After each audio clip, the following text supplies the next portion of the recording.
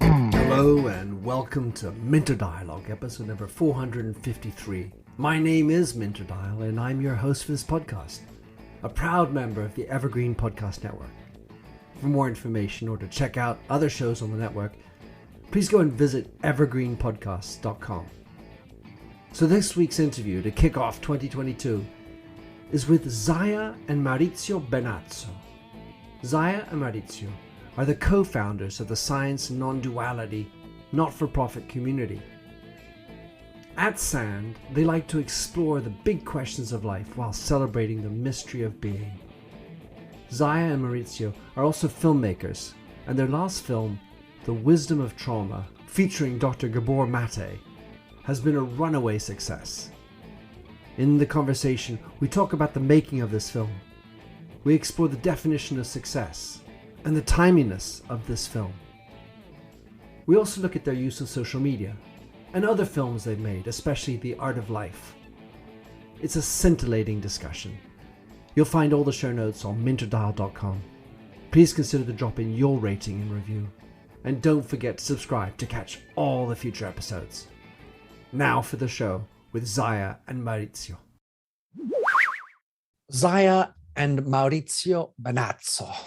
What a pleasure to have you on my show. Wow.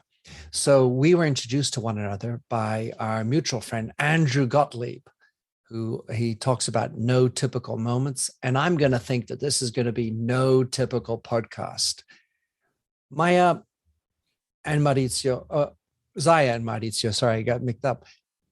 Introduce yourselves. How would you like to present yourselves? I start with a difficult one. Jesus, human, sort of. 98%. Totally. 96% of my body is made of microbacteria and viruses. 4% of it is human. Just like chimpanzees. Yeah, it's very similar. Yeah.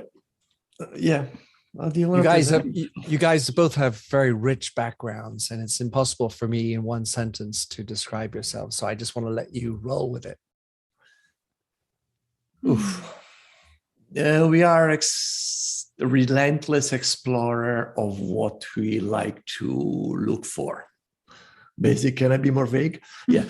So basically, everything we do since the moment we met and way before we met is always seems designed for the purpose of us understanding better the question. What are we doing here? Yes. What's all about? And responding to some inner urges to understand and to serve, I would say, through our own understanding. Yes.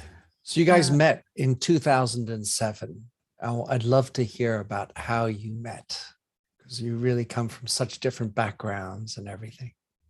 Yeah, we met. It's very simple. Do you know Landmark? Yeah. Have you heard of Landmark? Landmark Education Est. Well, it was huge. In the 70s. And then it continued. It still exists. Yeah, we went there, both of us, for different reasons, at this webinar, this seminar, 3 days, and she was sitting in front of me. I tried to convince her to date me. Failed, but then we found that we connected, and we discovered we had something in common, which was at the time the love for a book called I Am That by Nisargadatta Maharaj. And I was going to make a movie in India, and she was a camera person, and I needed a camera person. So we went to one of our first dates. We ended up in India making this documentary, which is now available for free on Netflix, on YouTube. Rays of the Absolute. The Rays of the Absolute. That's how we met. You have a better version. You have a better version. That's a good version. Yeah. No, but we both, what really connected us is that passion for understanding, for knowing, understanding, exploring, experimenting. And I think to this day, that's what is the glue that binds us together, and what allows for us to do the work we do. Yeah. It's very much of a tandem project that we have the best chemistry to create incredible things and to push each other's buttons perfectly. Perfectly. You should see us fighting, man. Not a pretty sight. And to use that as an opportunity to grow as well and to know more about ourselves. So that's we are relentless. An endless journey of growing and playing and learning. And pushing buttons. The way I listened to you and what I heard is the glue is the unknown. And the curiosity. Yeah. Not that we're going to figure out the unknown, but the longing to understand that which cannot probably be ever understood. But, and get a little hints more here and there. Yeah. Right. All right. Yeah. So you guys have, so you got a book to your name on the mystery of being, and you've done several films, The Art of Life. So before I even get into that topic, in the unknown area, the question I wanted to ask you is, how do you define success? Very good question. Beautiful. Amazing question, actually. So simple and yet so you start. I have an answer. Yeah. Do you have an answer? You have an idea? I don't know. To me, success is like being grateful and satisfied with whatever you have. It's such a perception that there's no other way you can define. It's like happiness, success, anything. How do you define it? You define it by if you are satisfied and complete with this moment, you're successful. Yeah, kind of. This is enough. When I touch that place, that I can call success. Yeah. Whatever that is, whatever this is. Yeah. Because in a way, lack of success, it means lack of. I want more. I want to be happier. I want to. Okay, it's like a fish. I want more water around me. Give me. So you're only successful, complete, happy when you are, when you stop searching for it in a way. Yeah, to the degree that I feel enough from who I am and also for what I create. Yeah. And then there could be a longing for more. But the longing is kind of the perfume of the success, that brings joy and pleasures in life, the longing to offer more, to be more, to grow, to learn. It's not a passive state. Being in the present is not a passive state. Acceptance of what is not a passive state. You still, you get hungry and you want to eat. You want to help the world. You want to serve. You want to create another offering. It's not a passive state at all. It's the attitude towards the impulse that makes it make you stay into the success or the joy for gratefulness and happiness or whatever, or misery, whatever it is. Yeah, I mean, from our experience, meeting so many quote unquote successful people that people will consider successful, they tend to have that kind of sense of lack quite strong in their lives. So I think the success is really kind of an inner experience. It can never come from the outside. At least that's what happened also with us now. Our movies, it's been so well received. And yet we have to remind ourselves that this was enough. This is enough. Often feels almost unreal. Really, did that happen? And that comes from a place of inner lack of success, I would say. Well, so on the one hand, I think of this concept of enough, and we live in a society where that's almost a bad word. You're quasi a give-upper if you satisfied with enough. And at the same time, we need to progress. We need to feel like we're learning. We're growing. and ambition. Where's the role of ambition in all that? Because if you didn't have that ambition, you wouldn't have gone out and busted your butt and made the film and all those hours of editing and all those emails you're dealing with. That helps you push into the ambition side, which is far from at enough status. It's in a constant more. Oh my God, there's more. We have a friend who, Peter Baumann, he qualified us. He said, "You're the most, the biggest achievers." No, what is it? Oh, okay. It was such a good without an ambition, like then that I've known, because really I don't relate to the word ambition. But yet you're right. There is something in us that drives us and makes us go through so many challenges daily. I don't think it's an ambition. I don't think it's ambition. Yeah, no. It's because we are not necessarily attached to the result. Like we didn't expect, let's say, the movie to be successful at all. So we were not striving for success. We were just striving to complete what we felt was important to complete. Because it was part of the question we had. Because we wanted to understand more of what it means to be human in that aspect, right? What is trauma? What is how it shapes in my body? Yeah. How does it shape my action, my words, my thinking, my relationship? That was the question. So we say, oh, let's find an answer. Oh, why don't we make a movie about it? Great. So it's an excuse to get an answer. And at the end, we say, who cares? Now I'm exaggerating. Who cares about the movie is not right to say. But in a way, the important part is what we learned. What we learned in this, and what we are constantly learning even now. I guess we are more interested in the quest than in what we find at the end of the destination. Yeah, exactly. Yeah. And at some level, that is the biggest element of life. So I want to ask you how you got into this film, the magic film with Gabor Mate, The Wisdom of Trauma. How did this come about? I mean, it was happenstance, like the way you met each other. What happened? I mean, I don't want to sound woo-woo, but at the end of the day, it's all about. I don't know. Practically, we were organizing an event for 15 years, a conference where we were bringing mystics and scientists together to explore big questions of life.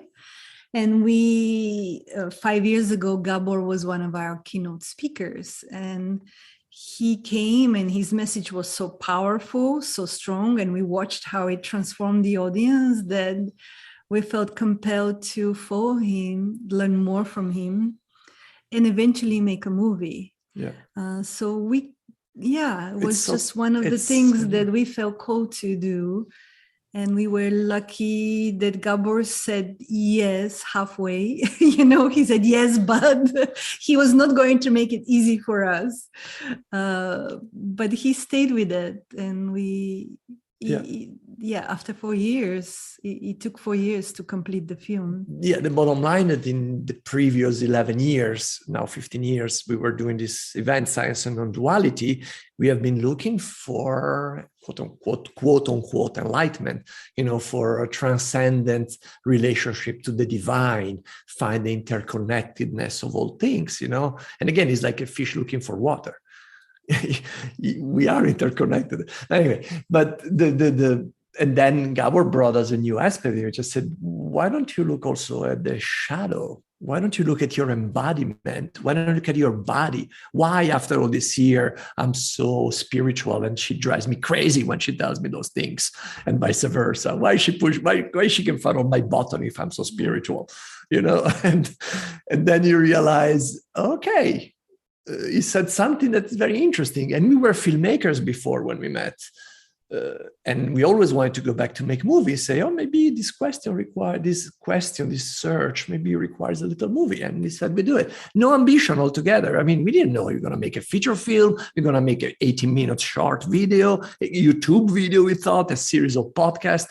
whatever, you follow the path, you continue walking one step at a time, and it's evident that now you have to turn left, now you have to turn right, if you listen carefully to what's given to you, right? And you're not too committed to, and that's it. Well, Magic. For having done a documentary film myself, I certainly didn't go into it with the concept of making money out of it, or how do I determine success? My half-hour film has apparently been seen by 25 million people. I certainly didn't go into it thinking of a number of success, and I was just into the integrity of the story.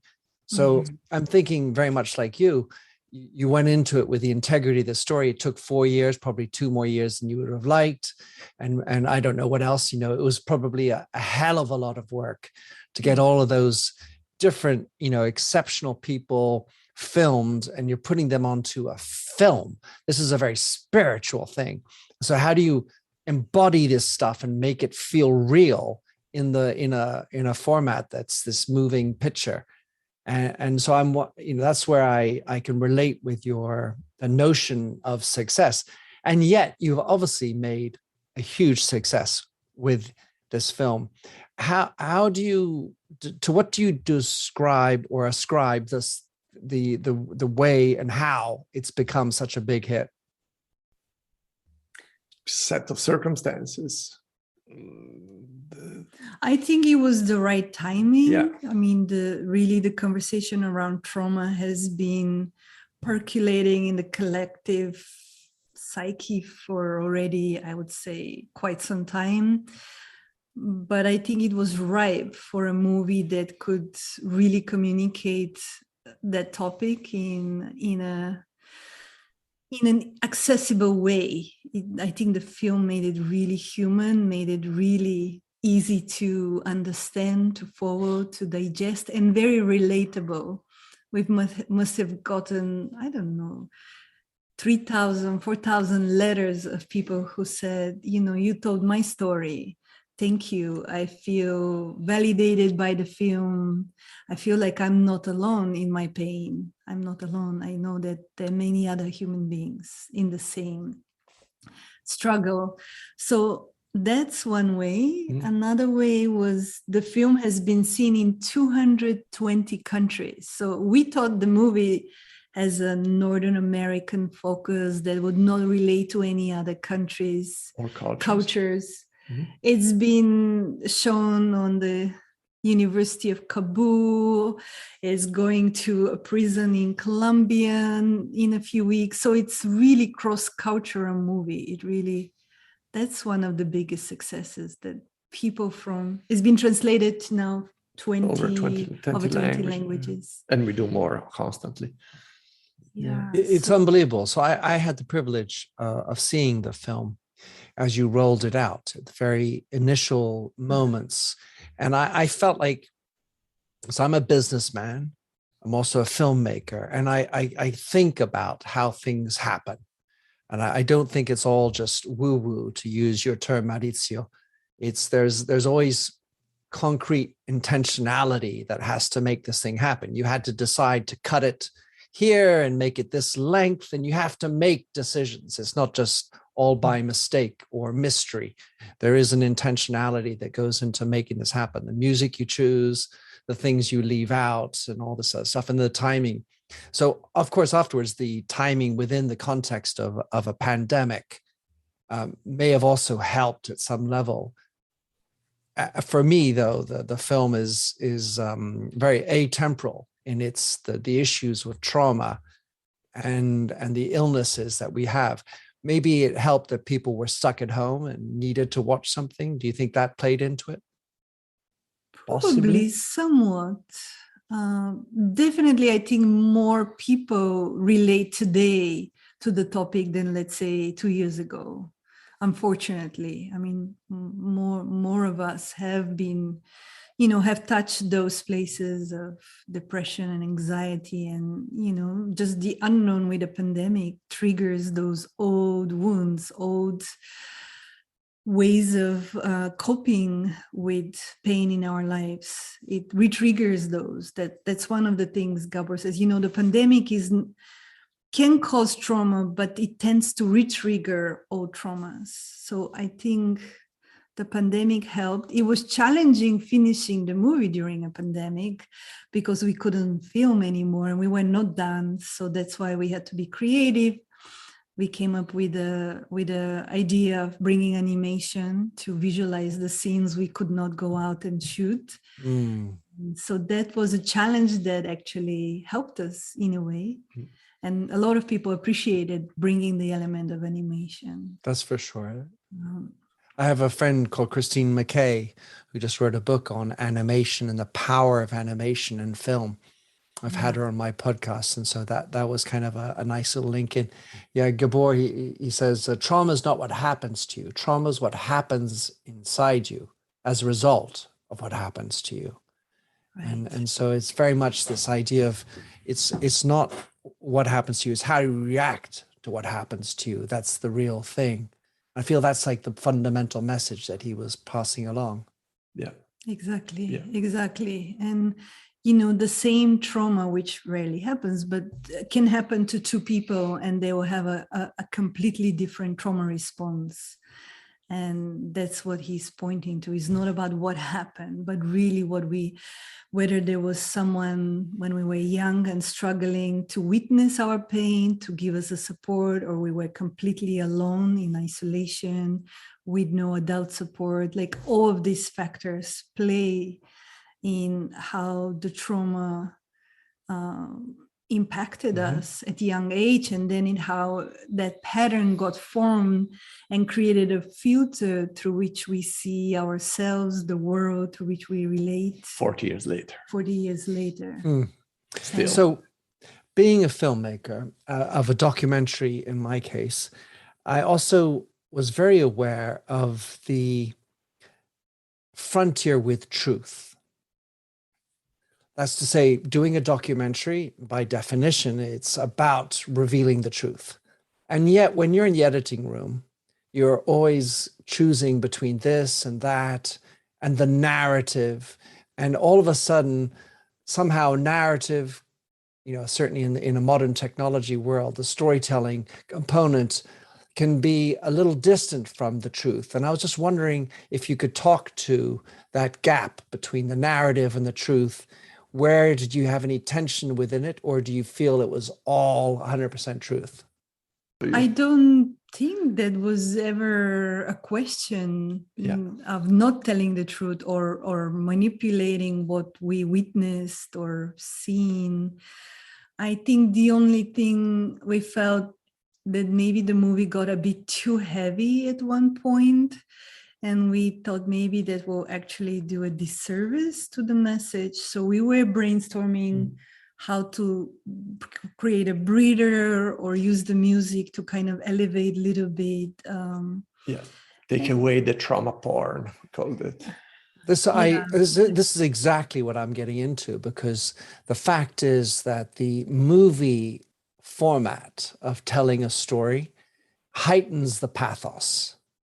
And in the film that I did, I had to dial back elements of high emotion, because the truth was the high emotion, but I had to taper it.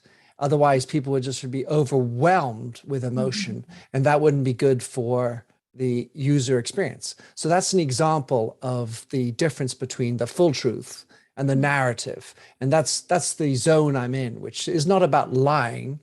It's just about, working the story in a way that works for the format and the medium that we're using. Right.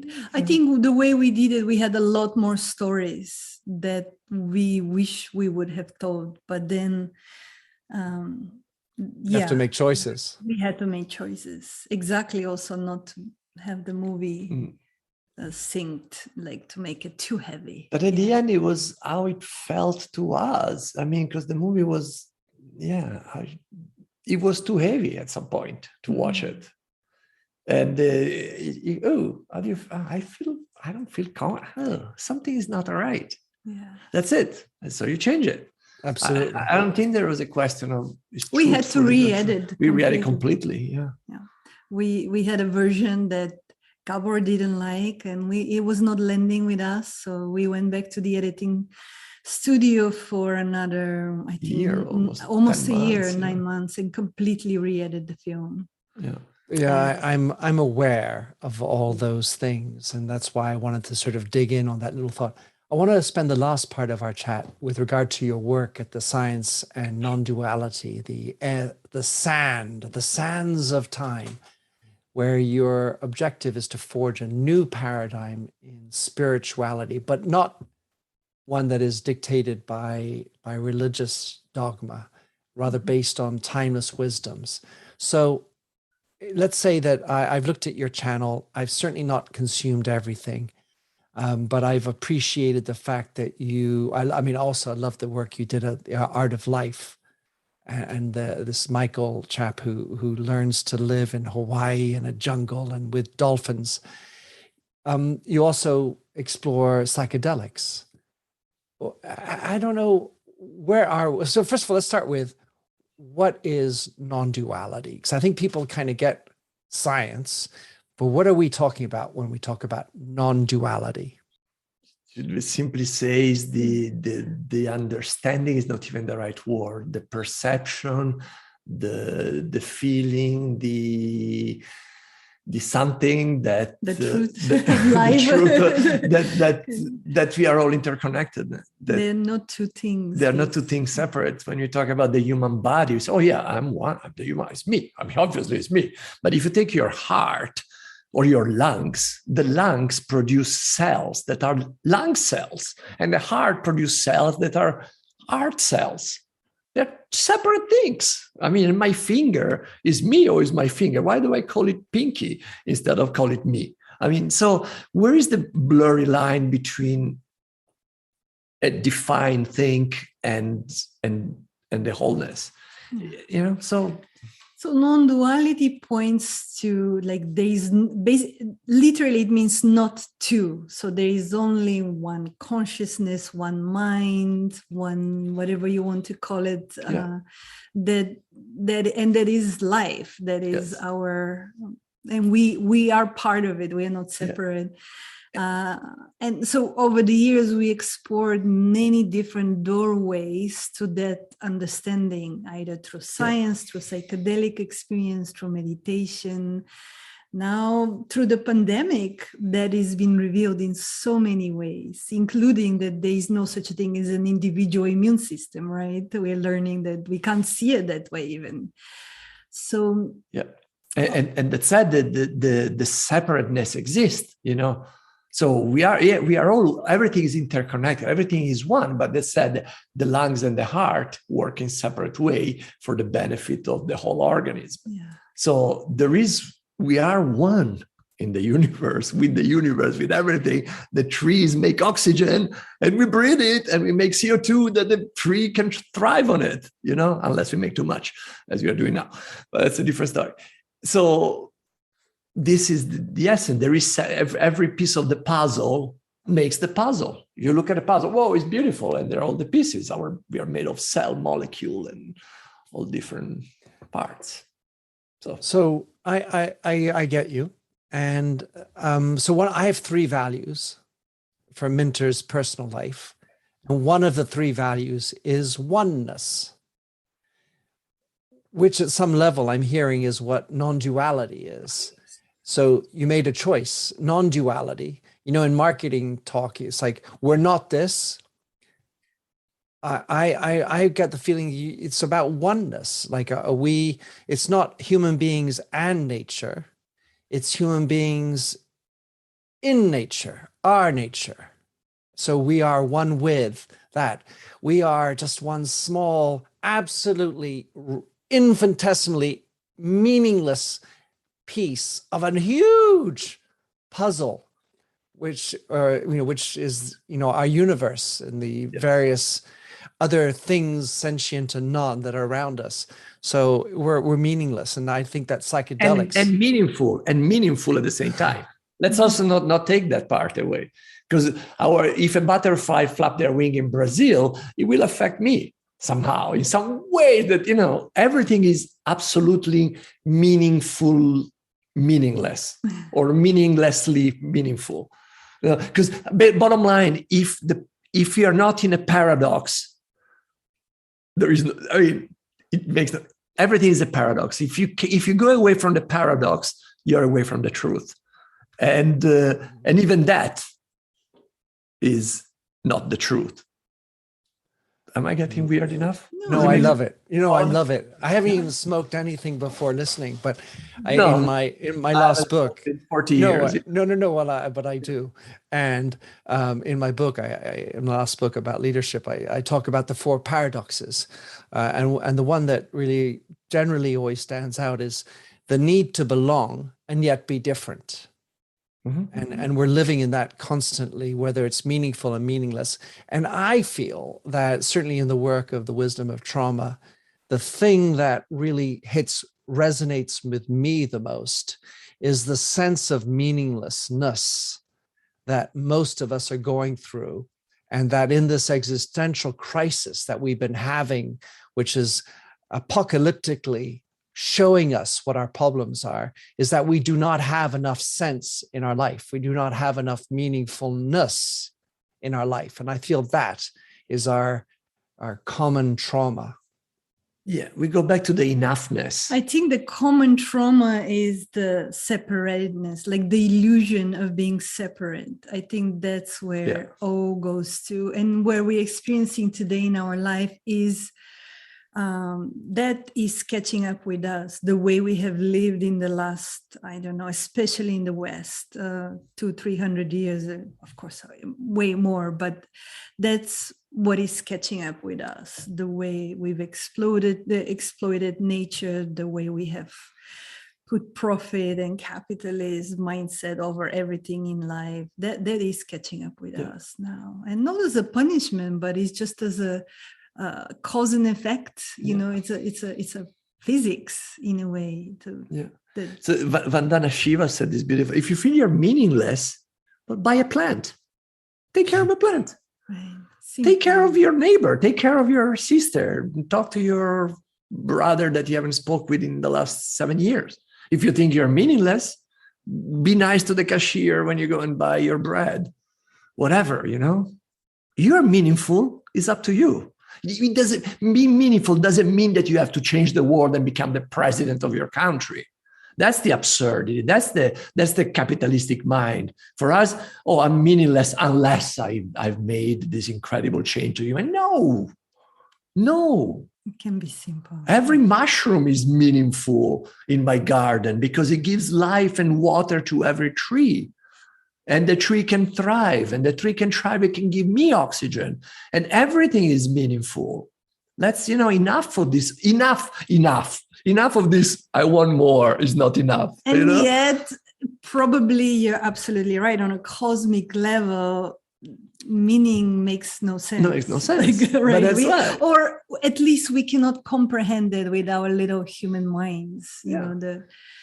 So I think that's the paradox, is the beauty, the meaningfulness of each and every moment, and the meaningless of it all. And that's the mystery of life, I would say, in between. Because otherwise you never end. I think Nisargadatta said that,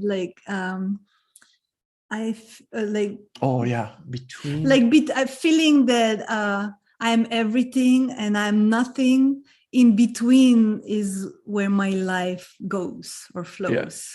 Yeah. That paradox. In the end of the day, I mean, life is nothing without death.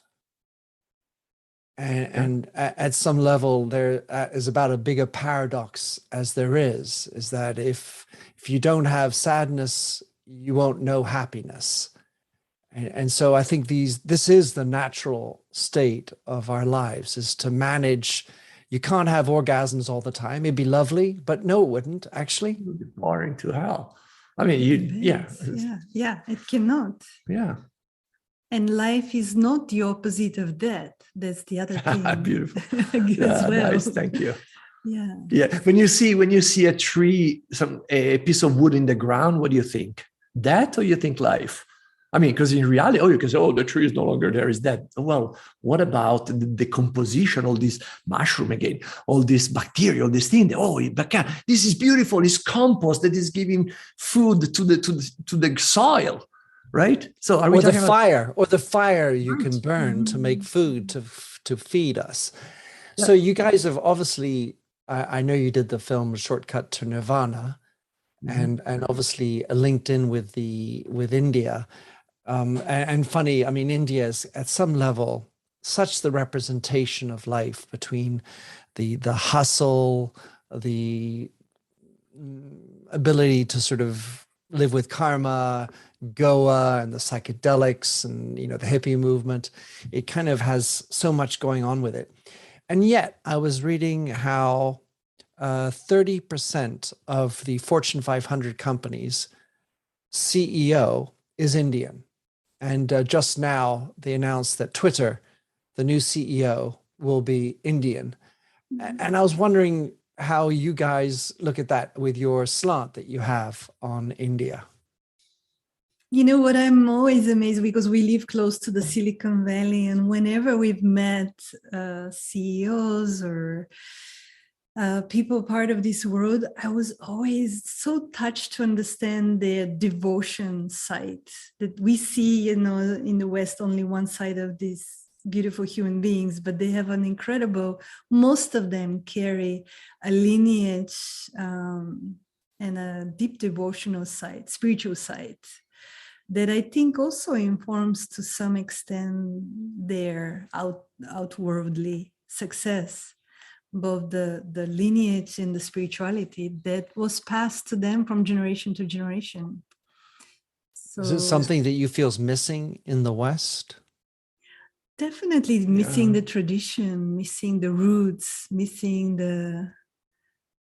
I think tradition gives also a kind of sense of humility that it didn't start with you. Mm-hmm. It's just you're part of a link that goes way back. And I think when you have a tradition, that perspective is with you. And it's strong. It's important. It's a foundation, it's a base on which you can build something. It can also drag you down depending how you are, what's the relationship with that, right? Mm-hmm. It can also prevent you from growing and exploring. But if the relationship is healthy with the tradition, and then I think it's really enhances what we can offer to the world.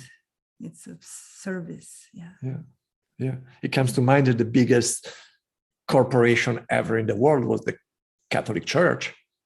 Ooh, so no. But what I'm saying is that there is a foundation, I believe, a spiritual solidity that can guide your action, and if you are completely into the material gain and greed and I don't think you are complete enough to reach the pinnacle of what you want to succeed. You need a foundation of belief, right or wrong, false, criminal, that's a different story. But I'm not judging that part, but I'm saying you need a spiritual foundation, a tradition, an understanding of the whole, an answer that takes you beyond your scope of life, of your personal life and death, to allow your action to be more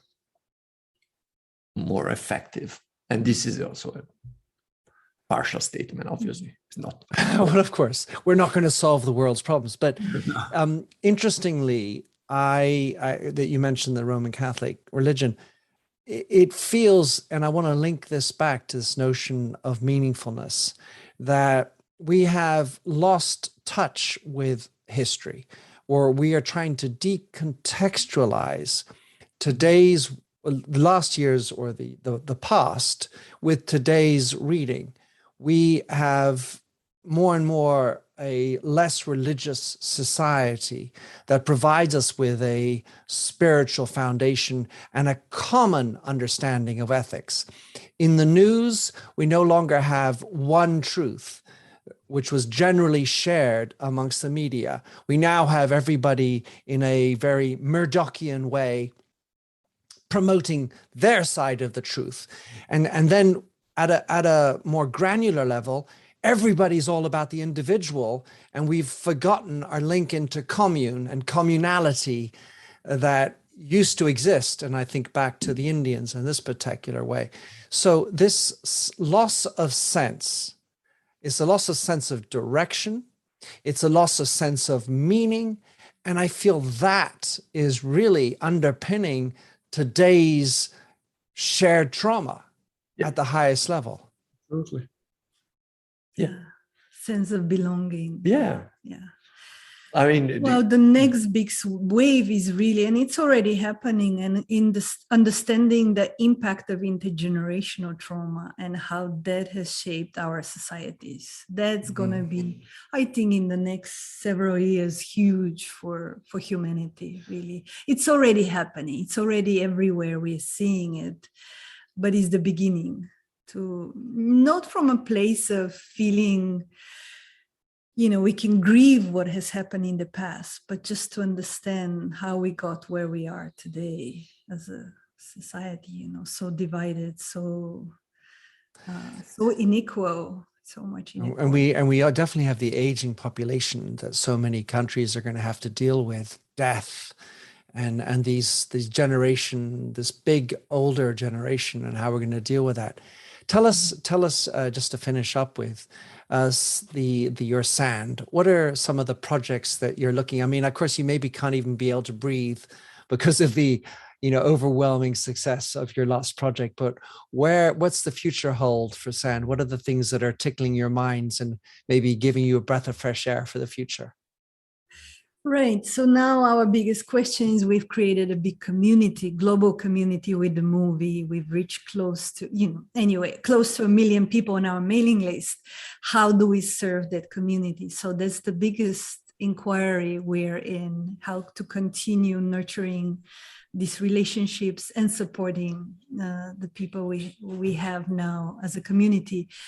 So that's number one for us. And we are beginning a small pilot project of trauma healing in schools. So we will be developing a curriculum and testing it for a year in a local school. That's in California. That's in California, yeah. Yeah. So that's an exciting small project that hopefully grows. We'll see. Yeah. And yeah. And we will be offering more programs as SAND next year on different topics. One of them, it's a conversation about dying and living, which we started last year and was very successful, and we'll continue this year. And another topic we explore is relationships. Yeah. And so we will have a summit early next year related to with top experts in the field of psychotherapy and because those are the real spiritual angle and practices, because that's spirituality, talking about dying and living, talking about our personal relationship. That's where spirituality is, connecting. Every breath we take, that's the real spirituality. To me, I have more and more this when people say, well, let me be spiritual now, can we be spiritual for a few minutes? I mean, what? I want to, when are you not spiritual? Or like when people say, what is not spiritual? What's not spiritual? Let's be present. Can you be absent for a second? How can you be absent? I mean, you are present by default. You don't pay attention, but you cannot not be here and now. That's all you have. So talking about this life and death and relationship, that's where the real juice of being human is, I have a friend in Canada who's a minister, and he's dedicated himself to relationships, being at the hub of course, marriages in general. But he gets involved in this idea of the unity of people and the meeting of souls and minds and so on. And I also have a friend in Holland called Claire Boonstra, whose ambition is to change the way education is done, because we teach children how to do maths and dates and figures, and gosh, we don't teach them about love.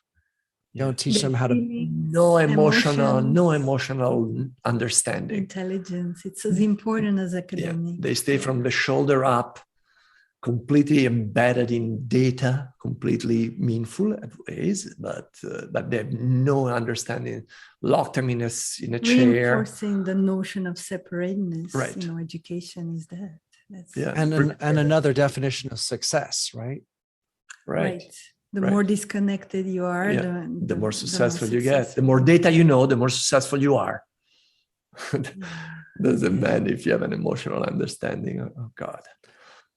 I want to finish on maybe a recommendation if you haven't come across his work. A British journalist author called Johann Hari wrote a book, Lost Connections. Have you come across it? It's absolutely magnificent because it comes from a position of depression, and he talks about the healing power of connection, the 7 ways we can connect, not in a very prosaic manner.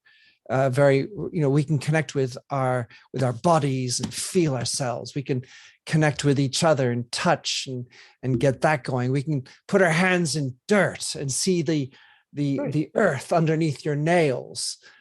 And we need to reconnect so much. It's a delightful book. I highly recommend.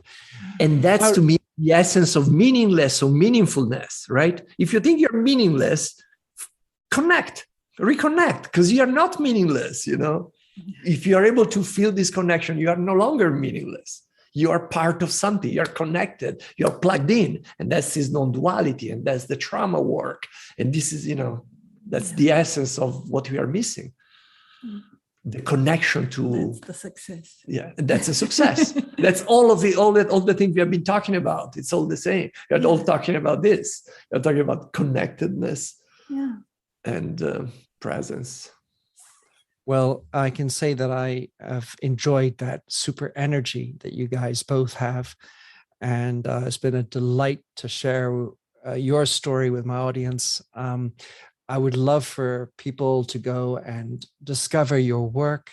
What are the best ways to do that? The ways you recommend? I mean, it's all out there, but give us the sale pitch, if you will. TheWisdomofTrauma.com is where our movie lives, and scienceandnonduality.com. Yeah. These are the 2 doorways. TheWisdomofTrauma.com, science and nonduality.com. That's it. Yeah, I've seen you guys. You have a big following on Facebook too. So I'll put all these links in the show notes. Molto grazie, Maurizio. It's been fun. Let's connect again. Thank you so much. Such a pleasure. Thank you. Thanks for having listened to this episode of the Minter Dialogue podcast. If you like the show and would like to support me, please consider a donation on patreon.com/MinterDial. You can also subscribe on your favorite podcast service. And as ever, rating and reviews are the real currency for podcasts. You'll find the show notes with over 2,000 and more blog posts on minterdial.com. Check out my documentary film and 4 books, including my last one, You Lead, How Being Yourself Makes You a Better Leader. And to finish, here's a song I wrote with Stephanie Singer, A Convinced Man.